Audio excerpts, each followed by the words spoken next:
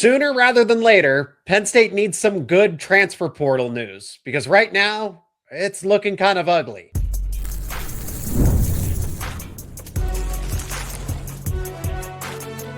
You are Locked On College Crossover, part of the Locked On Podcast Network.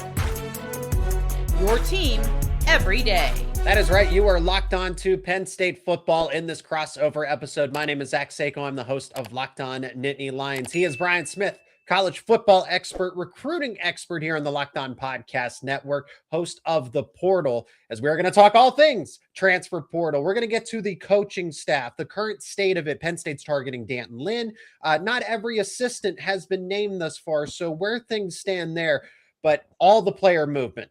Penn State players going out, Iowa State players, anybody else that's going to be coming in to Penn State. So Brian's the perfect guy to talk about all of this. Today's show is brought to you by Gametime. Download the Gametime app, create an account, use code LOCKEDONCollege for $20 off your first purchase. Brian, I have to start the show off this way that it's starting to look ugly because the number one player in the transfer portal right now is from Penn State, Chaz Coleman. AJ Harris just recently announced he would have been a returning starter for the Nittany Lions. Another returning starter, Elliot Washington, had announced that he's going into the portal. And I feel like part of this also has to do with the fact that maybe people are, at least I kind of am, I'm waiting for the shoe to drop. When is the mass exodus going to happen? And it might not be as big as people are expecting, but you're still going to see a number of Penn State players go into the portal. So sooner rather than later, you would like to see some news linking other players, whether they're from Iowa State or somewhere else, that they're interested in Penn State, just to kind of offset this. That is absolutely right. I'm sure as a Penn State grad and fan, you're in that boat too. It's pretty simple. You need a little morale boost if you're a fan, if you're a booster, and I'm sure that coaching staff, they probably have some stuff under wraps. They know some guys that are coming, but you also need a big name to get other people to be enticed to come to Penn State during this rebuild. It can happen pretty quick there. You guys obviously have a lot of money. What is it, $700 million rebuild on the stadium? Like there's obviously cash there. I don't think it'll take that long, but this is actually the first step for that coaching staff, because they recruited differently at Iowa State than they're going to have to at Penn State. It's another level. Yeah. This is an important selling point. You're going to get a little bit of a look into Matt Campbell and everybody on that staff. Hey, what can they do? Because this isn't as easy as it normally is in a normal time with Penn State, just going on the recruiting trail, Ohio kids, West Virginia kids, New Jersey, and of course, PA. No, this is across the country, all hands on deck. They need something. I'm curious to see who that first big name is and why. That's going to be a fun story to follow. Well, it could be Rocco Becht. It could be some of those secondary players. 5 defensive backs from Iowa State have entered into the portal, but Penn State just can't become Iowa State 2.0. They're going to have to go and get other quality players that are transferring out from different schools.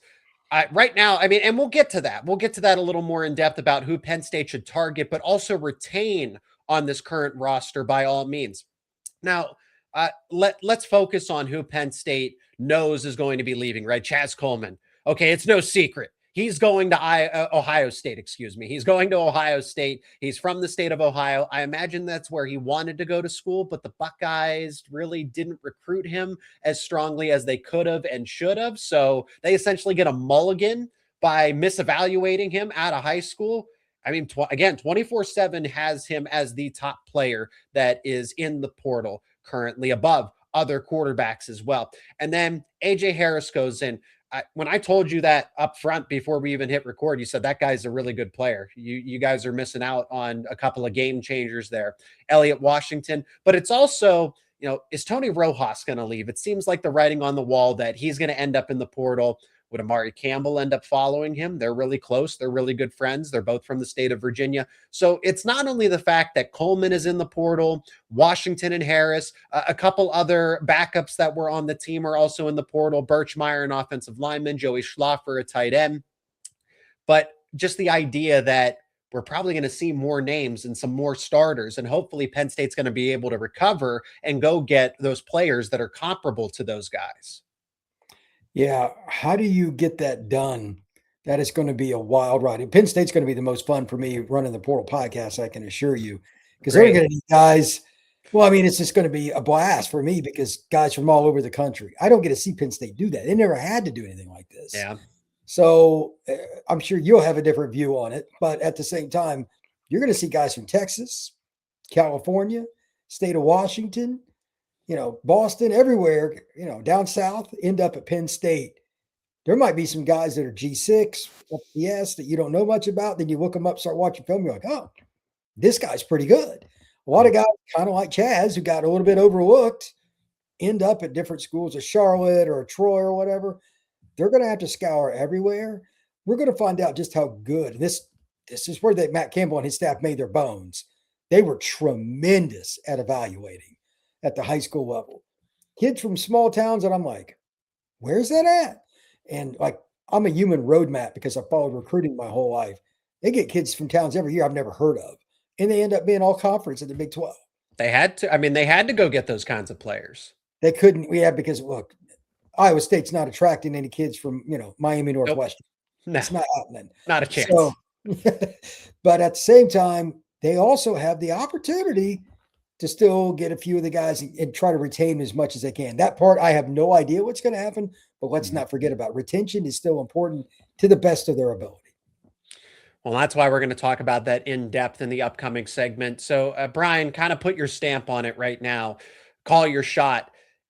I don't think it's the end of the world because I think Penn State will be able to get quality players. You're also losing a lot of seniors too. We expected this team to look completely different from 2025 to 2026, but now it's going to be a lot more radical with a literal coaching change. But Chaz Coleman, even if James Franklin was still at Penn State, I don't know that's a guarantee that he would have been back for that next season. You said he's a game wrecker. Good luck with trying to replace his production and his potential. I've already said that this guy could potentially be a top 10 NFL draft pick. True freshman, polished pass rushing moves, a guy that hasn't played a lot of defensive end. The best is still yet to come for Chaz Coleman, if you can believe that. But then you add in AJ Harris, Elliot Washington. See, here's what gives me at least confidence, but it's speculative confidence. It's the fact that Iowa State has so many talented defensive backs already in the portal. I wonder how those conversations have gone. They probably said, hey, look, AJ Harris, Elliot Washington, you guys are good, but you're going to get into some battles for playing time with guys that started for us at Iowa State a season ago. I think of Johntez Williams and Jeremiah Cooper in particular, because those guys were the faces of that defense, but they went down with injury early in the season. If Penn State can get them, all right, AJ Harris, Elliot Washington, not as big of losses. But it's difficult for me to say, okay, you're going to go find a superstar defensive end comparable to Chaz Coleman. Probably not. What are you going to do at linebacker if Tony Rojas and Amari Campbell both leave? What about Ethan Grunkemeyer and Rocco Becht? Isn't a sure thing to Penn State. It's just not a guarantee. It's likely, but it's not a guarantee. If you lose Grunkemeyer, if you don't get Rocco Becht, this is where this conversation can kind of get out of control. I'm curious about the quarterback thing. Rocco is an obvious plug and play because he knows the quarterback coach and all that. Great guy. I've known him since he was like a junior in high school. But if they don't go that route, I don't know what they're going to do unless it's a one-year guy, because I'm sure they're going to try to keep Grunkemeyer, but even then he may not want to stay. So that's a tough spot if you're Penn State. You got to know straight up, hey, if we take somebody or you leave, it's got to be yes or no. That gets really touchy. But outside, quarterback's always that way. Outside of that, though, I think they should dump money in young linemen. Penn State has always been a lineman school. And again, like, they're not going to replace Chaz. Okay. But they lost some good offensive linemen that were going to be graduating anyway. Like, make sure you get as many linemen as you can. There's a reason that Penn State's always been at that upper tier. It's the big fellas. If you don't have that, you could be Wisconsin real quick. They lost the lineman edge. Mm-hmm. They won 4 games this year. They're losing too many kids in state to Iowa State, Illinois, other places, and they're getting murdered. Penn State needs to go in the portal and get some of those guys and then restock in this next recruiting class with offensive linemen and defensive linemen. That would be my biggest question. Okay, so now we're at that point of the conversation. Players that Penn State should want to retain, players that Penn State is going to target, hopefully, out of the transfer portal and get them to come to Penn State to offset some of these losses that are tangible, but also hypothetical. We're going to discuss that next here on this Locked On Crossover. And today's show is brought to you by FanDuel. NFL Sundays move fast, one big play, and suddenly everything feels different. That's what makes live betting with FanDuel so exciting. You're not just watching the game, you're reacting to it in real time. With FanDuel, you can place bets as soon as the action unfolds. Every drive, every momentum swing, every highlight moment. Live betting is best when the game starts to shift. A receiver gets hot, a defense tightens up, or the momentum flips after a turnover. FanDuel lets you jump into that moment. You have live spreads and money lines that adjust instantly. Player props update as guys heat up. You can bet next touchdown scores, drive results, totals, and more. It keeps you locked into every snap, every drive, every possibility. You have NFL football that you can bet on. You have college football as well. Lines are available for Penn State versus Clemson in this upcoming bowl game. Penn State is a 3.5-point underdog, plus 128 on the money line. The total is set at 48.5, minus 154 for the Clemson money line if you're thinking the Tigers are going to win this one. And you can bet those lines over at FanDuel.com or the FanDuel app. If you want to be right in the middle of the action this season, all you got to do is visit FanDuel.com and place your NFL live bets. That is FanDuel. The game moves fast, and so can you. Thank you for making Locked On Nittany Lions and the Portal your first listener watch of today. And thank you for making Locked On the #1 sports podcast network out there. If you haven't already, go check out our all-new Everydayer Club. What is the Everydayer Club? You get access to an ad-free feed for Locked On Nittany Lions or the Portal or a host, all of our Locked On shows compatible with Apple Podcasts, Spotify, and every other major podcast app. You'll also get an invitation to the members-only Locked On Everydayer Club Discord server, which includes a group chat just for listeners of these shows. Go to the link down in the show notes to learn more. That is the Everydayer Club. There are a number of players that Penn State should want to retain that Matt Campbell can absolutely build a team around. If I'm going to start anywhere, I'm starting with guys, Brian, that I would describe as leaders, okay? Because I think this team needs some sort of identity shift, identity check, because I think they had an identity crisis from last year. You know, whether it was, well, this guy shouldn't have been making this much NIL and guys concerned about their NFL future. And when I said this team became more about me than about we, I think I was pretty spot on. And then you hear the leaked audio of the players meeting and everything else. And it's just like, yeah, you can hear it in the way that they're talking about the team and the former coaching staff. If you're going to build out, so talent's one thing. I need guys that are going to represent Penn State to the fullest. If I'm going on offense, Andrew Rapplier at tight end, and offensive line Cooper Cousins. If I'm going on defense, I'm going two guys in the secondary. You know this player very well, Brian. King Mack out of this. He's a former Florida prospect, and Daryus Dixon all the way in the state of California. See, that's what I mean. Those guys, I can totally reason with King Mack potentially leaving. Daryus Dixon, since the entire coaching staff is different. You're from the state of California. I can absolutely understand why you would want to go home or closer to home. But if I had to pick two players on each side of the football, that's who I'm going with, because I feel like those guys are just no-nonsense leaders that you can honestly maybe even make captains for next season based on who Penn State has presently. Yeah, if they could be the turnaround people, that would be a really cool role. And they're good players anyway, obviously. But like King Mack, just use him for an example. He played at St. Thomas Aquinas. It's a program, by the way. It's won 7 straight state titles in the state of Florida. They're doing pretty good. Oh, just only that many? Yeah. I need to call Roger and tell him to tune it up a little bit. But they've done a great job of producing kids like this. That on the field, they're very aggressive. Off the field, they're God-fearing, academically inclined. They're just good guys, and they go to class. Like that kid fits Penn State. I'm curious to see if he ends up going, because I think Penn State's a great fit for King. I don't know what he's looking for, but that defense, the way they use it, because he's down, like he can run and he can hit. They blitz and do different things with the safeties and stuff. Like he's a good fit for that. I would think it'd be pretty exciting for him. And then just in general, anybody in that mold, like you got a chance to turn around Penn State. That would be a really cool thing to be a part of for the rest of your life. That's just my take. Be a good resume builder, to say the least, right? Like, Penn State alums would probably thank you with an opportunity at their job, I'm sure. Well, that was already the discourse around the two guys that had committed to the class of 2026 on signing day, and Peyton Falzone. Different conversation, but Peyton Falzone and Jackson Ford, the support, the outpouring of support was ludicrous. It was off the charts, but it shows just how willing the Penn State community is going to back you if you stay to support the Penn State community.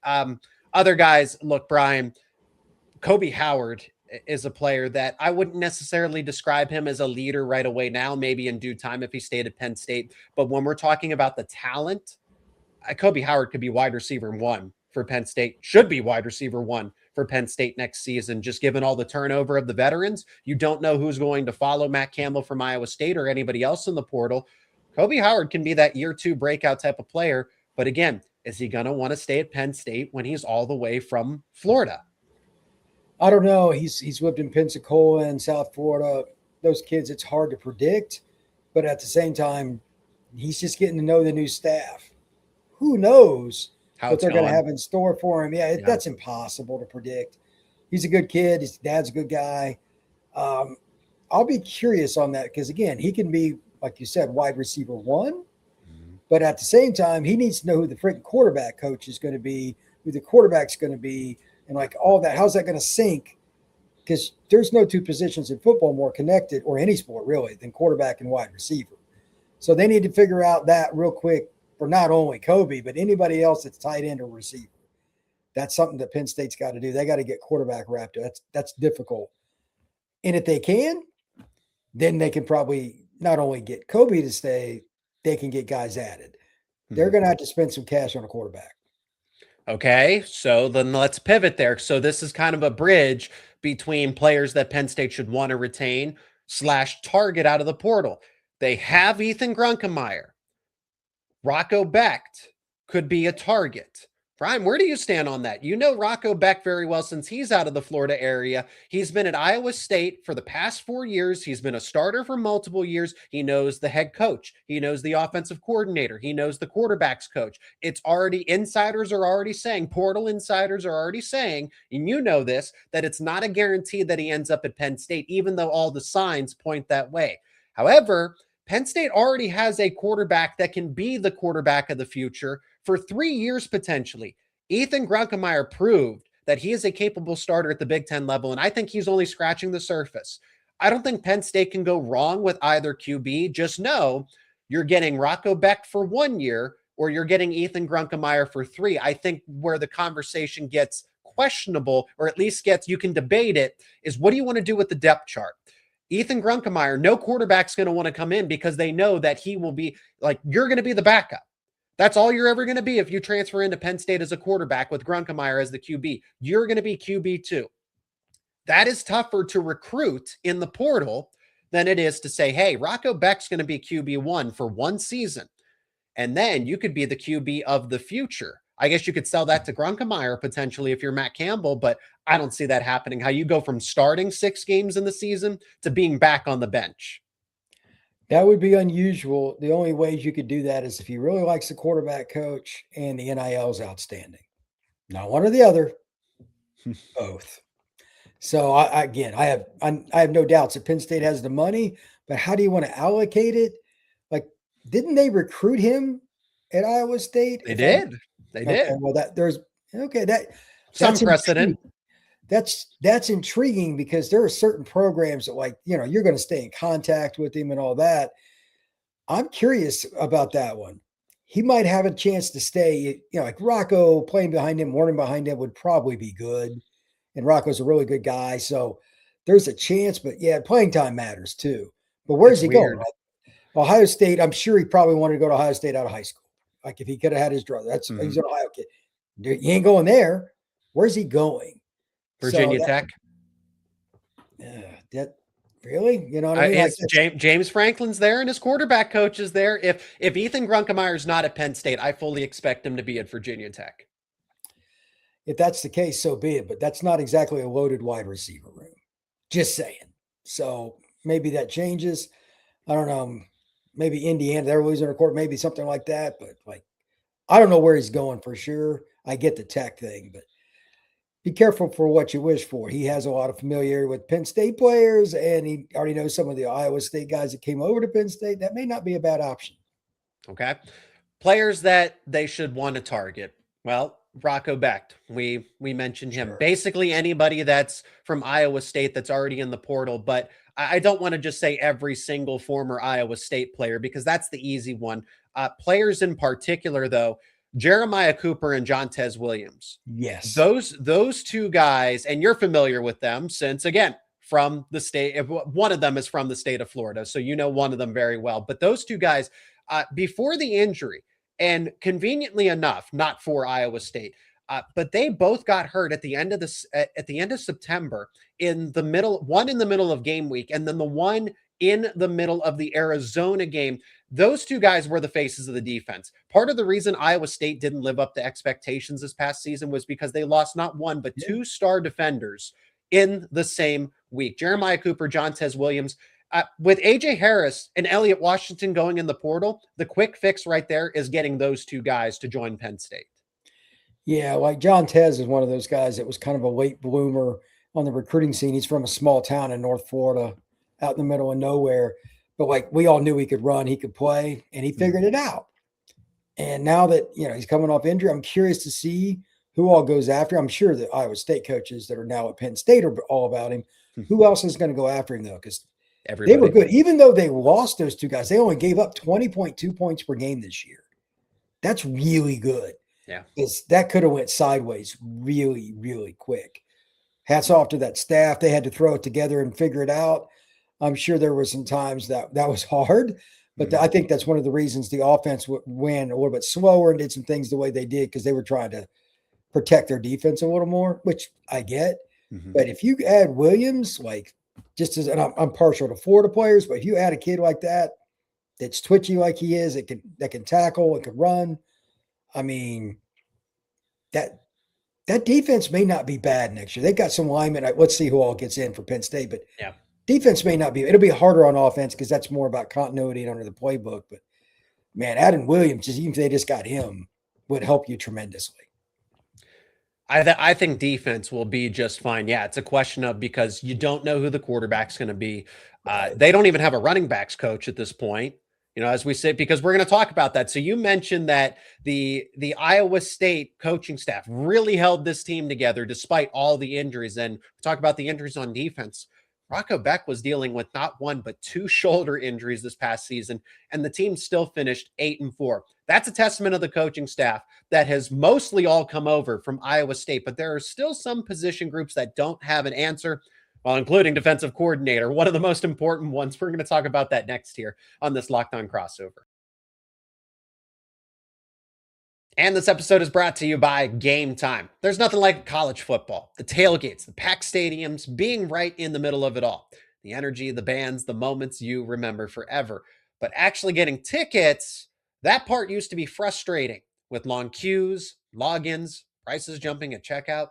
That's why Gametime gives the advantage back to the fans. It's the easiest way to unlock amazing college football tickets and experiences in just a few taps. You can open up the Gametime app to look at upcoming college football games, choose your favorite team, or any game that you want to attend, and you'll be surprised how fast you are able to find great seats. The app is incredibly easy to use. You can go from browsing to buying tickets in just minutes.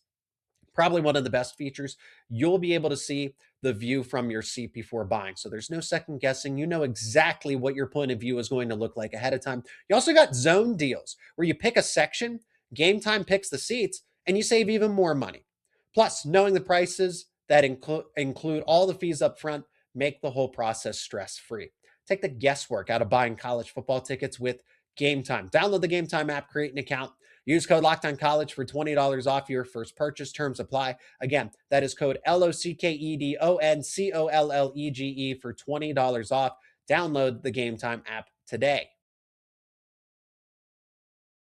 Brian, you've been passively raving about what the job that Iowa State did collectively. Well, that's good news for Penn State because most of that staff came over with Matt Campbell, quarterbacks coach, offensive coordinator / tight ends coach, offensive line coach, wide receiver coach, defensive backs coach. but there are still some gaps to be filled. Penn State is expected to retain Deion Barnes at defensive line, but we still don't have the announcement that, oh, this guy's on board. Same thing with Dan Connor at linebacker. You got Terry Smith. You were able to retain Terry Smith. That is a major plus because he's going to be your second in command. So you have Matt Campbell, Terry Smith, and a lot of the best parts of that Iowa State staff from a season ago. The biggest question marks, okay, when are you going to announce Deion Barnes, Dan Connor, and Trace McSorley, the assistant quarterbacks coach behind Jake Waters? When are you going to also make a decision on running backs coach? Okay, running back is going to see a significant turnover unless you hire somebody in-house. I've already suggested Charles Walker. He was an assistant running backs coach for a while. He was J1 Sider's right-hand man. Big fan of J1 Sider. We saw how much of a loss it was this past season with no Sider on staff. If Charles Walker is even somewhat of the coach that J1 Sider is, I think that's a plus. So Penn State's coaching staff, I think, is going to be one of the better ones in the Big Ten in due time because you're combining the best that was at Iowa State, and you're also combining some of the best parts of this Penn State staff. I think that's a great point. The running backs coach, by the way, is going to be somebody that can recruit traditionally. So that's an important thing to get. How they blend together, and you're talking about like D-line coach, that's a totally different scheme that they run up front. I wonder if that's one of the reasons they're trying to figure this out, because the way you coach in a 4-3 or 4-2-5 compared to what Iowa State ran is about like the politics in Russia compared to United States. They have nothing in common. Yeah. So it's a lot of moving parts. It's very complex, where Penn State was more attacking. I'm curious about that. So I would like to know who the DC is, but I'm guessing they're trying to figure out, okay, well, is Barnes going to be here? Or how are we going to do that discussion's probably going on daily because they got good coaches they could make like co-coordinators, but I wonder if they're trying to tie in one of the Penn State guys into it too, try to get everybody on the same. That's got to be really hard. I wouldn't bet on any one thing happening, but it's very important. Well, D'Anton Lynn over at USC. I feel like that is the only hire that Penn State could make. Yes, there are other hires. Anthony Poindexter could and should be considered. Does John Haycock want to be the defensive coordinator essentially as a placeholder for a year because he was contemplating retirement, but it looks like he's going to be trending towards a senior analyst role because they're going after D'Anton Lynn. But USC is not making this easy. Based on what's been described to me, Brian, is that it is a tug of war between Penn State and USC to either keep or get D'Anton Lynn. That one of the best assistant hires of this offseason, if Penn State's able to get D'Anton Lynn. It is odd to me, though, Brian, that Penn State has hesitated to announce all of the, because it's expected.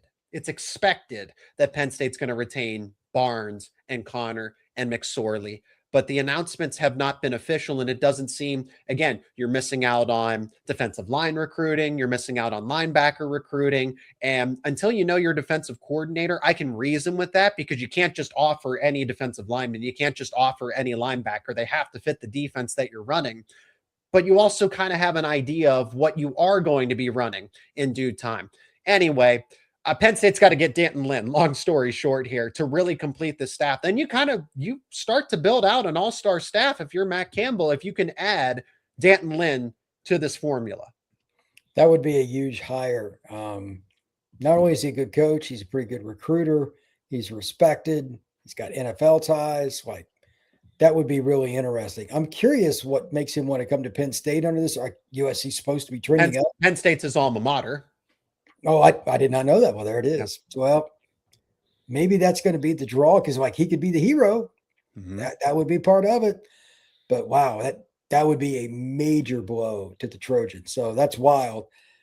I'm curious about that now. Can his defense? I don't know how much he would adjust it to what's going on with Iowa State. That might be part of the conversation too. Again, that's a very unique defense.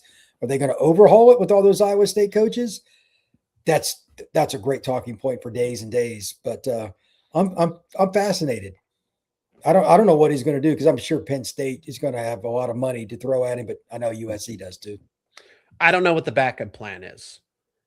Because there's really no other momentum or no other signs pointing to somebody else, I assume that John Haycock would get consideration because he was the Iowa State defensive coordinator.